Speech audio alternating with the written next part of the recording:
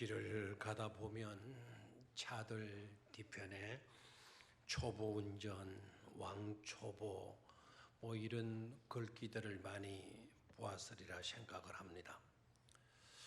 앞에 가는 차가 하도 멈칫멈칫하고 비켜주지도 않고 하니까 뒤에서 차를 몰고 가던 사람이 속이 타서 창문을 열고 상대방 멈칫거리는 차를 향하여 핀잔을 줍니다. 운전도 제대로 못하면서 차를 몰고 다닌다고, 차라리 집에 가서 밥이나 하라고. 그러니까 그 다음날 그분이 차에다가 어떤 문구를 갖다 붙이고 차를 몰고 다니는고 하니까 지금 왕초보 밥하러 가고 있습니다. 죄송합니다. 라는 글귀를 붙이고 다니더랍니다. 지난주에 우리 교회 최혜일 집사님께서 점심 식사를 하는데 지난주 예배 드리러 오는데 아주 충격을 먹었다고. 그래서 무슨 일인가 싶어가지고 충격을 보통 먹은 게 아닌 것 같아요. 말도 막 물을 마셔가면서 하고 막 목소리도 떨리고 그 내용인즉슨 앞에 가는 차 뒤에 범퍼 스티커를 보니까 기겁을 하지 않을 수가 없었다는 겁니다. 내용인즉슨 너무 다구치지 마세요. 지금 제 영혼이 달아날 지경입니다. 그렇게 했대요. 지금 제 영혼이 달아날 지경이랍니다. 하고는 충격을 먹고 덜덜덜덜 떨고 그러시더라고요. 만약 초대교회 때에도 그런 범퍼 스티커, 이런 범퍼 스티커가 있었다고 한다면 초대교회 성도들은 어떤 글귀를 갖다 붙이고 다녔을까 생각을 해보니까요. 짐작이 가는 글귀가 있어요. 그건 하나같이 다 우리가 서로 사랑합시다.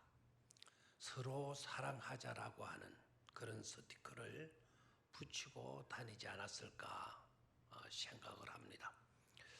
왜냐하면 그때 당시에 인사말은 특히 세 가지, 샬롬, 에이레네, 그리고 우리가 서로 사랑하자라고 하는 인사였으니까. 샬롬은 히브리어예요. 평안이 있어라. 헬라어로 평화 있어라라는 말은 에이레네예요. 에이레네. 그리고 초대교회 성도들을 만나서 또 하나 주고받는 인사말 가운데 하나가 우리 서로 사랑합시다 라는 인사말이었어요. 참 좋죠, 그죠? 입에 달고 다니는, 뭐 입에만 달고 다녔겠어요? 생활 전반에 우리 서로 사랑합시다. 사랑이 그들의 삶의 바탕이 되어졌던 거죠. 그래서 초대교회 성도들은 칭찬 많이 들었어요. 초대교회 성도들의 믿음의 삶은 너무 아름다웠어요. 자, 좌우에 계신 분들은 너무 엄숙하게 빠지 말고 좌우에 다정하게 우리 서로 사랑합시다. 그렇게 인사들 한번 나누시기를 바랍니다.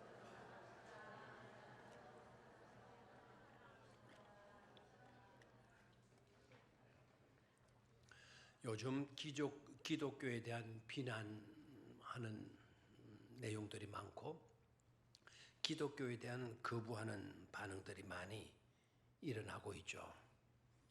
겸허히 우리가 인정할 것은 인정을 하고 또 그네들의 비난을 귀 기울여 들어야 할 필요가 있으리라고 봅니다. 그러나 여러분 분명히 깨달아야 되는 것은 그렇다고 해서 기독교의 근본을 부정하게 되거나 신앙의 믿음의 무용론을 주장하는 것은 그건 절대로 용납해서는 안 될 것입니다. 신앙의 무용론, 기독교의 근본을 부정한다라는 것은 우리가 하나님을 거역하는 것이나 다를 바가 없기 때문에 절대로 그런 점에 대해서는 우리가 용납해서는 안 될 것입니다. 이렇게 세상이 점점 악해져 갈 때일수록 우리 신앙하는 사람들, 믿음으로 살아가는 성도들은 기독교의 본질만큼은 굳게 붙들고 살아야 되는 거죠. 그리고 굳게 붙들면서 기독교의 본질적인 내용으로 우리가 지키며 살아가야 할 것입니다. 무엇보다도 우리가 분명히 해야 될 것 중에 하나가 확실한 믿음이에요. 복음에 대한 확실한 믿음. 이것도 우리가 돈독하게 붙들고 지켜가지 않으면 안 되겠고, 또 하나는 서로 사랑하는 일. 우리 주님께서, 우리 하나님께서 분부하신 우리가 서로 사랑할지니 우리가 서로 사랑하자고. 하나님은 사랑이시기에 사랑하는 자들마다 하나님을 알게 되는 것이라고. 하나님을 아는 일이 가장 중요하고 가장 중요한 그와 같은 지식이 되어지겠는데, 하나님을 안다고 하면서 하나님의 사랑을 모른다 그러면 하나님을 아는 것이 아니죠. 하나님은 사랑이시니까 하나님을 우리가 알아가게 되어진다면 사랑하지 아니할 수가 없는 줄로 믿습니다. 그러니까 믿음 철저하게 지키고 붙들고, 그리고 언제나 어디에서나 누구를 만나든지 누구를 대하든지 간에 우리는 서로 사랑하면서 살아가야 될 줄로 믿습니다. 그것이 중요한 이유는 믿음이 세상을 이기기 때문에 그래요. 악한 세상이라고 불만만 하지 말고, 투덜거리지 말고, 불평만 하지 말고, 이 악한 세상, 어그러진 잘못된 세상을 이길 수 있는 비결이 어디에 있느냐? 바로 믿음에 있는 겁니다. 그리고 이 모든 것을 바르게 고쳐갈 수 있는 것은 채찍이 아닙니다. 바로 우리가 서로 사랑하는 일에서 이 모든 것이 치유되어질 수 있게 되는 것이죠. 요한일서 5장 4절의 말씀을 한번 같이 읽어보도록 하겠습니다. 요한일서 5장 4절의 말씀. 요한일서 5장 4절 시작. 무릇 하나님께로부터 난 자마다 세상을 이기느니라. 세상을 이기는 승리는 이것이니 우리의 믿음이니라. 아멘. 악한 세상을 이길 수 있는 비결은 다른 데 있지 않습니다. 우리가 믿는 믿음을 돈독히 하는 일에 있는 것이죠. 믿음이 없으면 모든 것은 물거품으로 돌아가고 말아요. 믿음 없으면 그 어떤 것도 무의미한 것이 되고 마는 것이죠. 그렇습니다. 또한 사랑이 없으면 모든 것은 다 의미가 없어지게 되는 것이죠. 이 세상에 만약에 그나마도 있는 세상적인 사랑이라도 그 사랑이 없어졌다고 해보십시오. 그 사랑이 없다 생각하면 그나마도 힘드는데, 그런데 그 사랑마저도 없어졌다고 하면 이 세상은 악랄한 세상, 아주 비참한 그런 세상이 되고 말지 않겠습니까? 그러니까 서로 사랑하는 일, 정말 힘들고 어려워질수록 저와 여러분들은 많은 일에 힘써야 된다. 서로 사랑하는 일에 힘써야 될 줄로 믿습니다. 왜냐하면 그 사랑이 모든 깨어진 관계를 회복할 수가 있기 때문에 그래요. 해초리가 관계를 회복시키는 게 아닙니다. 원망하고 불만하고 불평하는 게 세상을 아름답게 만드는 것이 아닙니다. 서로 사랑하는 일, 이것이 가장 좋은 방법인 것임을 깨달아야 합니다. 그래서 이 세상에 있는 것 중에 명약 중에 명약이 있다고 한다면 그것은 바로 뭘까? 명약 중에 명약은 바로 사랑이라는 겁니다. 그래서 사랑의 묘약이라고 하는 말도 나오는데요. 가장 좋은 치유의 방법은 서로 우리가 많은 일이다, 사랑하는 일이다라는 것이죠. 회초리가 사람을 변화시켜 놓는 게 아닙니다. 어떤 정책이 이 사회를 바르게 만드는 게 아닙니다. 많이 배우게 되면 이 사회가 좋아지는 것도 아닙니다. 사랑하지 않으면 세상은 절대로 좋아질 수가 없는 겁니다. 그 모든 것이 부족하다 하더라도 우리가 서로 사랑하고 서로 사랑의 관계성을 지켜 나아가게 되어진다면 좀 가난해도 어려워도 힘들어도 살아갈 만한 그런 세상이 되어질 줄로 믿습니다. 사랑하면 삶의 의미가 달라지기 때문에 사랑은 묘약이다라는 말을 하기도 해요. 또한 인생의 색깔이 달라지게 돼요. 사랑하게 되면 또 삶의 방법도 달라지게 되어지는 것이죠. 무엇보다도 사랑하게 되면 희한한 일들이 많이 일어나지 않아요. 그렇게 싫던 사람도 사랑하게 되니까 좋은 사람이 되고요. 그렇게 미운 사람도 사랑하게 되니까 아주 선한 사람, 좋은 사람, 끌리는 사람이 되어지잖아요. 정반대로 그렇게 좋았던 사람이었는데 사랑이 식어지면서 좋았던 사람이 멀어지게 되고 싫어지게 되지 않습니까? 사랑이 있고 사랑이 없고 이런 엄청난 차이가 되어지는 것이죠. 사랑하게 되면 왜 좋아지게 되어집니까? 왜 사랑하게 되면 안 좋은 것도 그렇게 귀한 것으로 여기지게 되어지는 것입니까? 사랑에는 놀라운 묘약, 치료약이 들어있기 때문이죠.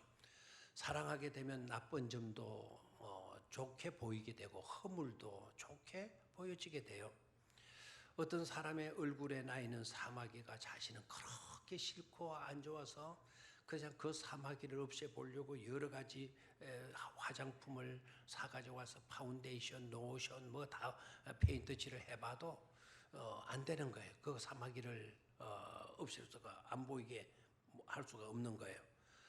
그런데 어느 날 사랑한다고 그러면서 어떤 남자가 턱 다가오는데 자기에게 하는 말이 뭔가 하니까 당신에게 있어서 가장 매력 포인트가 뭔 줄 알아? 네 얼굴에 있는 바로 그 사막이야 하더라는 거예요. 사랑하게 되면 모든 것이 달라지게 돼요. 희한한 일들이 벌어지게 되어지는 거죠. 제가 어릴 때 아마 저 나이 또래 있는 분들은 아마 수없이 들었으리라 생각을 하고 따라 부르기도 했을 것 같고 한 노래 중에 사랑을 하면은 예뻐져요라고 하는 노래가 있어요. 이거 진짜 많이 부르고 다녔어요. 가사도 너무 간단하고 별것도 없어요. 몇 단어만 바꾸면 돼요. 사랑을 하면은 예뻐져요. 사랑을 하면은 예뻐져요. 아무리 못생긴 호박꽃도 사랑을 하면은 예뻐져요. 정말 많이 불렀어요. 그 가사가 정말 좋아요. 가만히 새겨봐요. 사랑을 하면은 예뻐진대. 보약 화장품 바르지 않아도 사랑하면은 예뻐진대요. 왜요? 사랑은 묘약이기 때문에 그렇죠. 제가 한번 가사를 불러줄게요. 사랑을 하면은 예뻐져요. 아무리 못생긴 아가씨도 사랑을 하면은 예뻐져요. 그러니까 성형외과 성형외과 의사 선생님 있으면 좀 용서하고 들으시기를 바라요. 성형 수술 안 해도 사랑을 하면은 맞은다고요? 예뻐진다는 거예요. 사랑을 하면은 꽃이 피네. 사랑을 하면은 꽃이 피네. 아무리 호박꽃 아가씨도 사랑을 하면은 꽃이 피네. 못생긴 여자들은 모두 다 사랑하소. 나는 이 구절이 너무 좋아요. 아무리 못생긴 여자들은 모두 다 사랑하소. 사랑을 하면은 모두 다 미인되네. 사랑을 하면은 예뻐져요. 사랑을 하면은 꽃이 피네. 기다리 뚱뚱보 아가씨도 사랑을 하면은 예뻐져요. 다이어트 하지 마시고 사랑이나 부지런히 하시기를 바래요. 주근깨 여드름 아가씨도 사랑을 하면은 예뻐져요. 이렇게 되어져 있어요. 바로 뭡니까? 사랑이 양약이 되기 때문이라는 것 아닙니까? 사랑을 하면은 자랑스러워지고요. 사랑을 하면 아끼게 되고요. 사랑하면 대견스러워지고요. 사랑하게 되니까 높여주게 되고요. 사랑하게 되니까 세워주게 되는 것 아닙니까?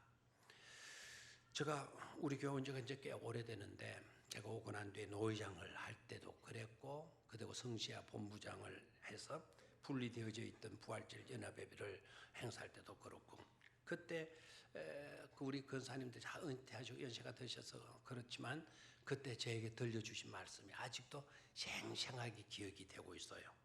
행사를 하고 그다음에 제가 시장에게 헌금을 한 거를 돌려주고 이제 전해주고 하는데 우리 권사님들께서 그때 저한테 하신 말씀이 뭔 줄 알아요? 목사님, 누가 뭐라고 해도 우리 목사님이 최고돼요. 그래요. 그리고 오늘 그 행사장에 약 7,000명 가까이 성도님들이 모였었는데 그 성도들 7,000명 중에 누구밖에 안 보이는 거 하니까 저밖에 안 보이더래요. 그게 바로 뭘까요? 사랑하니까 그래요. 부족하고 여러 가지 연약하고 모자라는 것 많이 있지만 사랑하게 되니까 모든 허물과 모든 단점은 다 덮여지게 되게 되고 좋은 점만 드러나게 되니까 여러분 사랑은 묘약이라는 사실 잊지 않게 되기를 바랍니다. 사랑 이거 빼버리면 아무것도 없는 거예요. 세상도 사랑 빼봐요. 우리 기독교도 사랑 빼봐요. 이 성경도 사랑 빼봐요. 사랑의 이야기 빼봐요. 그냥 사랑의 이야기를 다 빼버리고 만다고 한다면 하잘 것 없는 그냥 종이를 모아놓은 그런 것밖에 되지 않을 겁니다.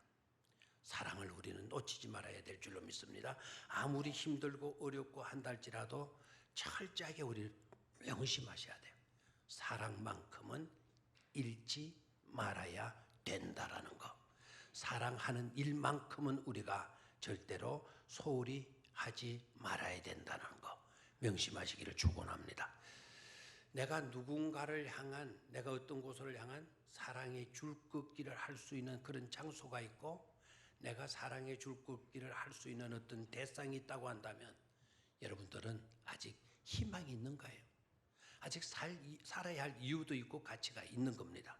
사랑의 줄긋기를 할 수 있는 그런 장소가 있고 사랑의 줄긋기를 할 수 있는 어떤 그 사람이 있다고 한다면 여러분들은 지금 행복한 거예요.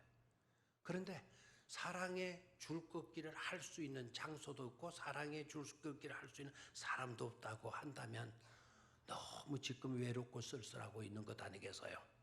절대로 우리는 사랑의 줄긋기를 포기하거나 사랑의 줄긋기를 하지 못하는 그런 저와 여러분들의 삶이 되지 않아야 될 줄로 믿습니다. 힘들 때일수록 어려울 때일수록 우리는 더욱 뭐 합시다? 서로 사랑하실 수 있게 되기를 축원합니다. 두 번째로는 차원을 달리하는 사랑입니다.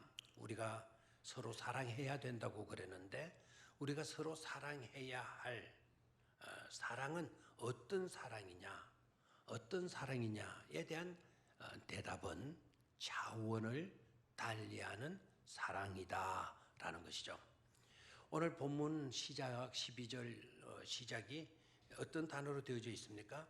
12절 첫째 단어가 내 계명은 이렇게 시작이 되었어요. 내 계명은 이것이다. 내 계명은 이것인데 뭔가 하니까 내가 너희를 사랑한 것 같이 너희도 서로 사랑하라는 것이다. 이것이 누구의 계명이다? 내 계명이다. 주님의 계명이다. 이렇게 말씀이 되어져 있어요. 그런데 요한복음 13장 34절에 가서 보면은요, 우리 주님께서 제자들과 마주 앉아서 제자들에게 설교를 하셔요. 그 설교의 핵심 내용이 뭔가 하니까 내가 너희에게 새 계명을 주신다. 내 새 계명을 주노니 그 새 계명의 내용이 뭔가 하니까 오늘 우리가 읽었던 12절 내용과 똑같아요. 내가 너희를 사랑한 것처럼 너희도 서로 말하고 사랑하라고. 그러니까 내 계명과 새 계명은 같은 거다 다른 거다 같은 거다 다른 거다 같은 거다라는 거죠. 15장 12절에 내 계명은과 13장 34절에 새 계명은 같은 거다 다른 거다 같은 거다 이게 너희가 서로 말아 서로 사랑하라. Love each other. 서로 사랑해라. As I have 내가 너희를 사랑한 것처럼 as I have love you have loved you 내가 너희를 사랑한 것처럼 each other love 서로 말하고요 사랑하라고. 이것이 내 계명이고 이것이 너희에게 주는 새 계명이라는 겁니다. 근데 여러분 가만히 생각해 봐요. 이상한데? 이런 느낌이 들지 않아요? 이건 이상한데? 왜 이상한 거 하니까 서로 사랑하라라고 하는 이 말씀은 우리 주님도 수십 번 이 말씀을 하셨고 그리고 구약 성경에서도 네 이웃을 네 몸과 같이 사랑하라고, 그리고 네 원수조차도 사랑해야 된다고 레위기에서도 그렇게 말씀을 하시고 계시는데, 그런데도 어떻게 새 계명이라고 말씀하실 수 있나? 참 이상한 느낌이 들어요. 그래서 찾아봐야죠. 이럴 때는 헬라어에 새로운이라고 하는 단어가 딱 두 개가 있더라고요. 헬라에 딱 두 개. 하나는 여러분 주보에도 나와 있다시피 네아인데 이건 영어로 new예요. new, 새로운이라는 단어하고, 또 하나는 카이렌이라고 하는 단어가 있어요. 이 새로운이라는 단어 두 가지인데요. 그 두 가지 네아하고 카이렌의 단어를 가만히 분석해 보니까 이거는 내용이 같지를 않더라고요. 그리고 우리 주님께서 새 계명을 너에게 준다. 내 계명은 바로 이것이다. 라고 했을 때 그 새로운 계명에서 그 새로운이라는 단어는 네아를 쓰지 아니하고 카렌을 썼더라고요. 카렌. 네아는 어떤 것이냐면 시간적으로 가장 최근의 것, 금방 만들어낸 것, 금방 지어낸 밥은 밥인데 새밥이죠. 새밥인데요. 그런데 이 카렌이라고 하는 이 단어는 차원을 달리하는 거야. 차원을 달리하는 거. 밥은 밥인데 우리가 먹어오던 그런 현미밥이 아니고 그 밥 속에 있는 그 새밥 먹어라고 했을 때 그 새밥은 그 찰밥이에요. 찰밥. 아주 찹쌀로 아주 그 새밥이랑 잘 맞는 바로 그 밥 먹어. 그 밥. 그 새밥 그거 먹어. 이때까지 먹어오던 그 밥 말고 그게 미리 3일 전에 그 밥통 속에 해서 넣어놓은 밥이지만 그거 내다 먹어. 차원을 달리하는 밥, 차원을 달리하는 새 것을 말할 때 카렌을 쓰더라고요. 근데 새 계명을 너에게 준다라고 했을 때 이 계명은 성격이나 본질적인 면에서 차원을 달리하는 사랑을 의미해요. 그 사랑은 바로 하나님이 우리를 사랑하신 것. 세상에서 우리가 맛보는, 세상에서 우리가 느끼는, 세상에서 주고받는 그런 사랑이 아니라 하나님의 사랑, 그렇죠? 차원을 달리하는 하나님의 사랑, 그 사랑으로 너희도 서로 사랑하라는 거죠. 내가 너희를 사랑한 것 같이 우리 주님은 하나님의 사랑으로 우리를 사랑해 주시지 않았습니까? 그런 사랑으로 서로 사랑하라고 우리에게 명령을 하시고 계시는 것이죠. 이때까지는 주고받는 사랑.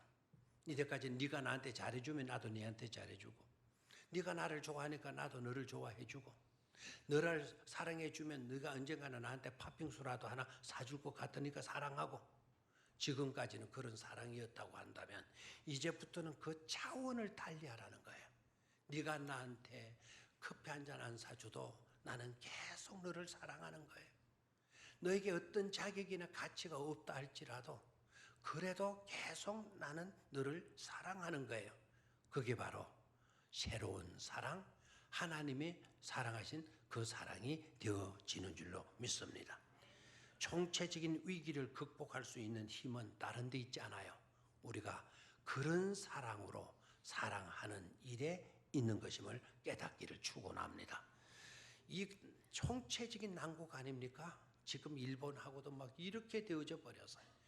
일본이 지금 그냥 하는 게 아니래요. 어저께도 누군가 보내준 내용을 보니까 일본이요 그냥 막 기분 나빠가지고 막 이렇게 하는 게 아니랍니다. 치밀하게 계획을 해왔대. 우리는 그머니 멍청하게 가만히 있다가 그냥 뭐 불매운동하자 고작 이런 정도로만 대처를 하고 있다. 너무너무 안타까워. 앞으로 심각할 것 같아요. 뭐 내년 봄까지 간다고 그러고 뭐 장기적으로 오래 갈 거다 그러고 안 그래도 힘드는 데다가 이게 얼마나 힘들고 있어요. 자, 이럴 때일수록 우리는 하나님께서 우리에게 말씀해 주신 말씀으로 돌아가야 될 줄로 믿습니다. 이럴 때일수록 차원을 달리하는 사랑, 바로 그 사랑을 사랑할 수 있어야 될 줄로 믿습니다. 그런 사랑으로 저와 여러분들이 서로 사랑할 수 있게 되기를 축원합니다. 그것만이 해답이니까 말입니다. 마지막 세 번째로는 하나님이 명령하신 사랑이에요. 한번 따라하시길 바랍니다. 하나님이 명령하신 사랑이다. 우리가 서로 사랑해야 할 이유 두 가지예요. 하나는 하나님께서 서로 사랑하라고 하나님께서 명령하셨다는 사실이죠. 누구의 명령이다? 하나님의 명령이에요. 여러분, 하나님께서 명령을 하셨다고 하니까 기분 나빠요? 나 명령 진짜 듣기 싫어. 나 우리 시어머니도 잔소리하는 나 진짜 듣기 싫어. 뭐 시어머니 잔소리 정도로 들리는 겁니까? 하나님께서 우리에게 서로 사랑하라고 명령하셨다. 나 명령이니까 나 기분 나빠, 속상해. 그러시겠습니까? 여러분, 하나님의 명령이 뭐하라고 하는 명령입니까? 분노해라, 화내라, 짜증내라, 네 멋대로 해라, 이런 겁니까? 서로 사랑하라는 명령 아닙니까? 사랑하라라고 하는, 사랑하는 것만큼 더 귀하고 사랑하는 것만큼 더 아름답고 사랑하라는 것만큼 더 귀한 것이 어디에 있단 말입니까? 하나님은 우리를 잘 아셔요. 우리의 문제를 잘 아셔요. 모든 총체적인 문제를 해결할 수 있는 방법은 딱 한 가지다. 너희가 서로 많은 것이다. 사랑하는 것이다. 그래서 우리에게 사랑하라고 명령해 주신 줄로 믿습니다. 또한 우리가 하나님의 명령을 기억하면서 사랑하지 않으면 안 되는 또 하나의 중요한 이유가 있어요. 그건 바로 뭔가니까 우리는 위로와 격려와 용기와 돌봄과 덮어줌과 세워줌과 아껴줌을 필요로 하는 존재라는 거예요. 우리는 필요로 하는 존재. 남의 도움이 필요로 해요. 너의 달콤한 위로가 필요해요. 너의 손잡아 줌도 필요해요. 우리는 홀로 존재해 갈 수가 없어요. 불교의 석가모니는 천상천하 유아 독존이라 그랬지만 우리는 그렇게 살아갈 수가 없어요. 누군가가 함께 해줘야 돼요. 누군가가 손 내밀어 줘야 돼요. 누군가가 지탱해 줘야 돼요. 누군가가 이끌어 줘야 돼요. 누군가가 위로해 주고 누군가가 격려해 주는 그런 것이 필요한 존재라는 것이기 때문에 우리는 서로 사랑하지 않으면 안 될 줄로 믿습니다. 절대로 서로 사랑하는 것을 외면하지 맙시다. 피해 가려고 하지도 맙시다. 문그릇 담그고 나 돈 많이 벌어놨어. 은행에 엄청난 돈을 꼽아놓기도 해. 나는 누구도 필요 없어. 나는 내 혼자 얼마든지 살아갈 수 있거든. 그런 생각들 버리시기를 바래. 서로 사랑하라라고 하는 하나님의 명령을 피해 가려고 하지 마세요. 피해 가려고 하지 말고 오히려 서로 사랑하라는 하나님의 명령에 순복할 수 있는 저와 여러분들이 되어야 될 줄로 믿습니다. 살아야 할 삶, 우리가 살지 않으면 안 되는 그런 삶은 바로 뭐겠습니까? 서로 사랑하며 살아가는 일밖에 없는 줄로 믿습니다. 마가의 다락방에 모인 120문도가요. 서로 자기네들끼리 모여가지고 이게 뭐냐, 우리 주님 3년 동안 따라다니는데 이게 뭐냐, 이런 식으로 불만하고 비방하고 불평하고 원망만 늘어놓았다고 한다면 바로 그 자리에 성령이 강림할 수 있었겠습니까? 바로 그 자리에서 하나님의 몸된 주님의 몸된 교회가 탄생될 수 있었겠습니까? 비방과 비난과 불평과 원망을 늘어놓았다면 성령 강림도 없었을 것이고 성령 강림이 없었다고 한다면 없는 한 교회도 탄생될 수가 없는 것이죠. 그래 가장 중요한 것은 비난, 불평, 원망 그거 늘어놓는 거 그게 해답이 아니라는 겁니다. 서로 우리가 사랑하게 되어질 때 그곳에 성령이 임하게 되고 우리가 서로 사랑하는 가운데서 아름다운 교회 공동체가 탄생되게 될 줄로 믿습니다. 그런 은혜를 우리는 절대로 놓치지 않게 되기를 축원합니다. 약 5분 동안 그 제임스 홀 선교사님 부부에 관계된 내용을 보겠어요. 이분들은 제임스 홀은 캐네디인입니다. 카나다 사람입니다. 로제타라고 하는 그 제임스 홀의 선교사님의 부인은 미국 분입니다. 둘 다 의학 공부를 하고 두 분 다 한국에 오셔서 한국의 의료를 통하여 수많은 어려움 속에 있는 분들을 돕던 사람이에요. 남편 제임스 홀은 평양에 갔다가 청일전쟁 때 수많은 우리 동포들이 우리 선배들이 그 상처 나고 죽어가는 그걸 돌보다가 한국에 온 지 2년 만에 35살에 전염병에 걸려서 그 제임스 홀이 죽어요. 그의 부인 로제타 홀이 아이 2살짜리 아이 있고 임신이 만삭되어진 상태에서 카나다에 갔다가 카나다에서 하나님의 음성을 듣고 다시 한국에 와서 남편이 했던 일을 그가 감당하는 내용들인데요. 이분들의 영상을 한번 잠시 봐요. 왜 이분들이 한국까지 왔는가? 미국에서 그렇게 공부해서 의사까지 다 되어졌는데 한국에 온 로제타 부인은 그 임신되었던 그 아이를 데리고 다시 카나다에서 다시 돌아사는데 그 아이가 2살 때 이질로 죽어가게 돼요. 2살 때 남편이 이랬죠. 이제는 딸 아이도 이래서 그런 내용들이 일기에 나오니까요. 한번 잠시 영상을 보도록 하죠.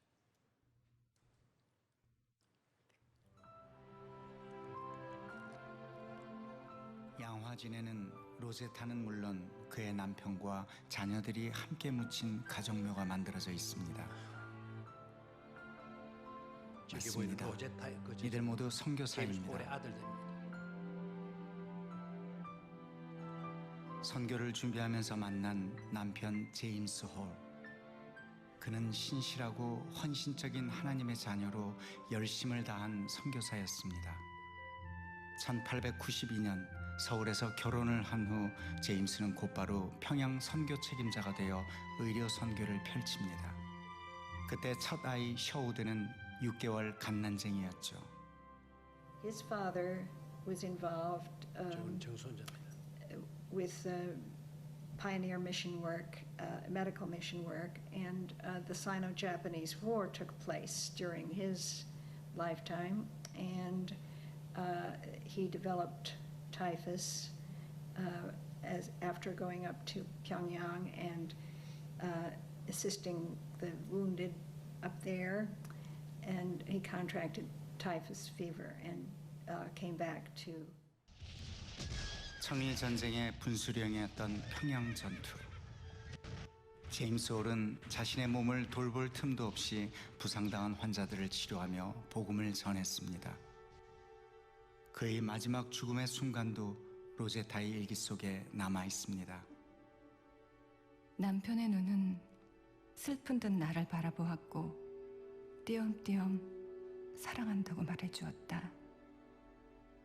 마지막으로 애써 나에게 하려던 말은 내가 평양에 간 것을 원망하지 말라는 것이었다. 제임스는 말했다. 나는 주님을 위해 기꺼이 평양에 갔고 그분께서 그 뜻을 다 헤아려 주실 거라고. 혹시 울음소리가 들릴까 싶어 안간힘을 쓰며 울음을 참아야 했다. 그러나 아무리 애를 써도 베개는 눈물로 젖었고 한 번도 하지 않았던 애원의 기도가 터져 나왔다. 사랑하는 남편을 데려가지 말라고. 우리 교회가 설립되기 그의 3년 선교 활동은 짧았지만 평양 선교의 개척자, 고아들의 친구로 불린 그의 헌신은 작지 않았습니다. 하나님을 향한 원망마저 허락하지 않은 그런 남편이 로제타의 곁을 떠났습니다. 제임스 홀의 양화진의 전 무덤은 눈물로 얼룩졌던 외국인으로서 첫 당시 번째 일기장. 무덤입니다. 그러나 그 눈물이 마르지 않았습니다. 남편 죽음 후에 얻은 딸 이디스. 로제타에게 큰 위로가 되었던 딸마저 그의 곁에 오래 머물지 않았습니다. 겨우 5살. 풍토병으로 죽기 직전까지 엄마는 고열에 시달리는 딸의 상태를 일기에 기록했습니다. 체온 41도. 숨이 가쁘고 힘들어했다. 잠시 후 호흡의 간격이 점점 길어졌다. 눈을 크게 뜨고 엄마를 바라본 채 작은 영혼이 서서히 떠나갔다. 그렇게 그 아이는 세상에 보내주신 그분에게로 다시 돌아갔다.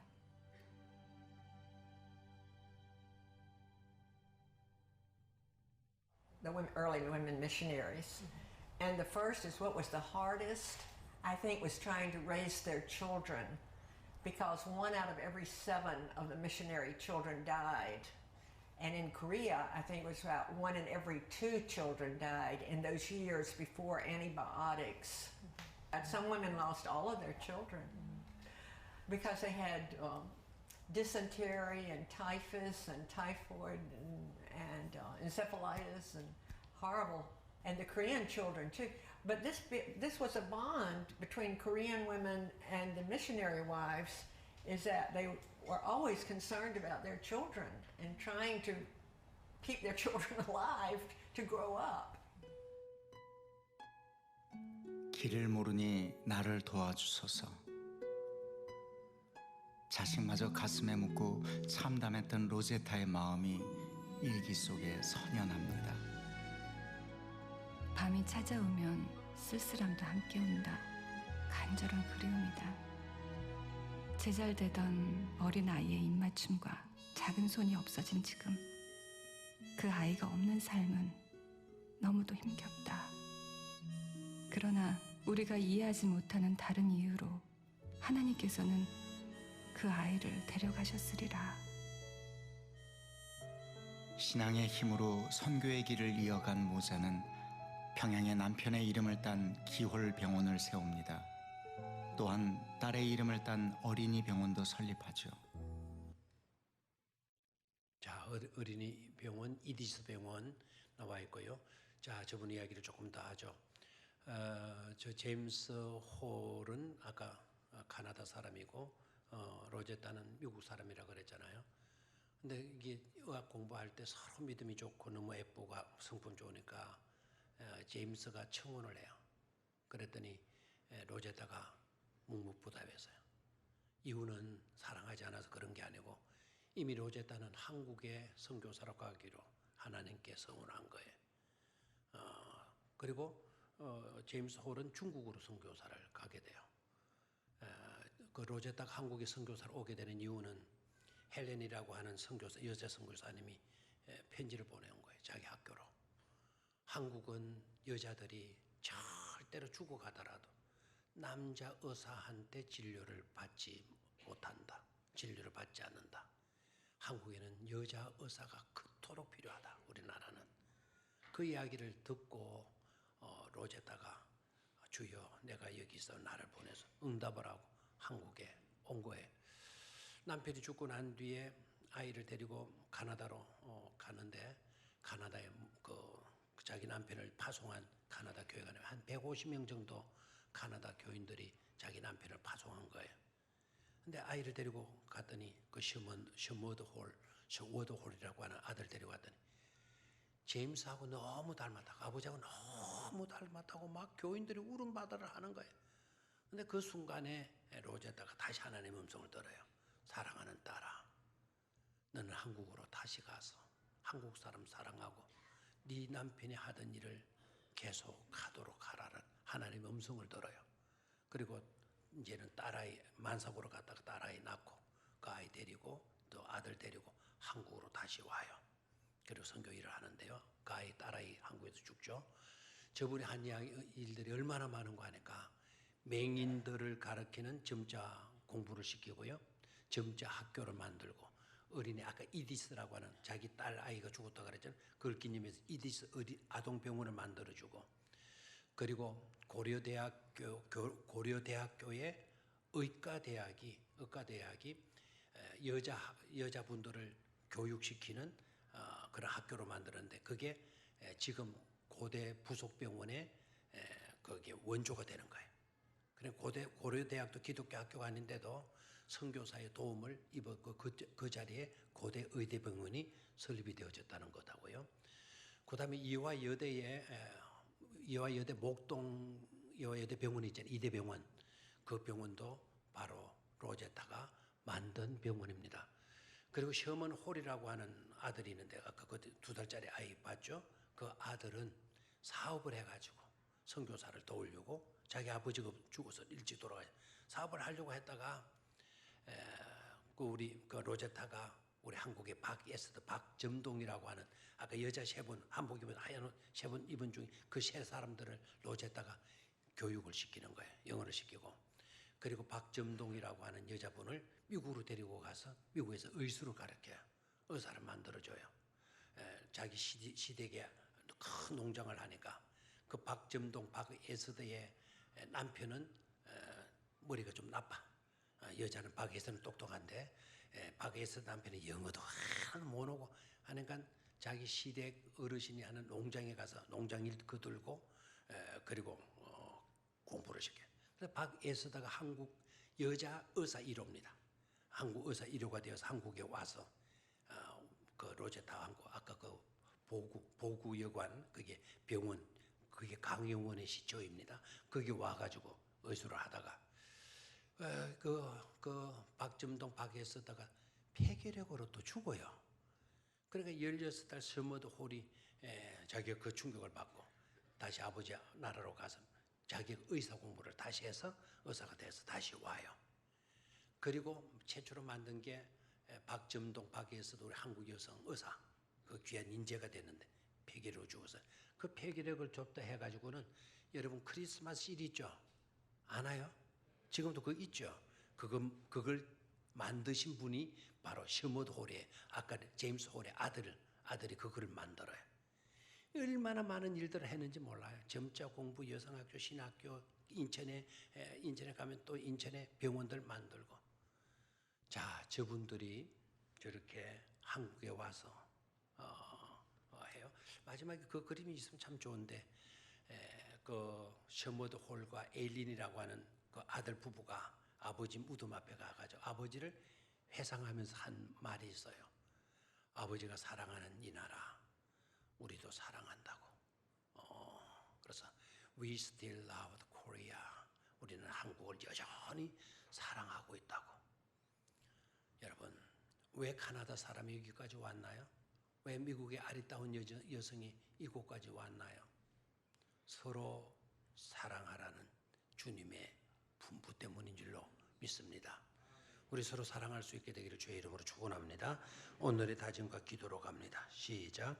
사랑이신 하나님 아버지, 세상은 날로 험악해지고 있는 가운데서도 저희들을 붙들어 주셔서 감사드립니다. 무엇보다도 구원받은 백성으로서 살아야 할 삶을 살 수 있도록 말씀하여 주시고 보여주시고 이끌어 주심을 믿습니다. 특히 미움과 다툼이 아닌 서로 사랑으로 살아가게 하시면 놀라운 은총과 복이 아닐 수 없음을 확신합니다. 그러기에 이제 사랑의 묘약으로 병든 세상을 치유하며 살겠습니다. 차원을 달리하는 사랑으로 총체적 위기를 극복하겠습니다. 사랑이신 하나님께서 서로 사랑하라고 명령하셨사오니 이보다 더 복된 삶은 없는 줄 믿고 하나라도 더 사랑하며 끝까지 충성하며 살겠습니다. 예수님의 이름으로 결단하며 기도드립니다. 아멘.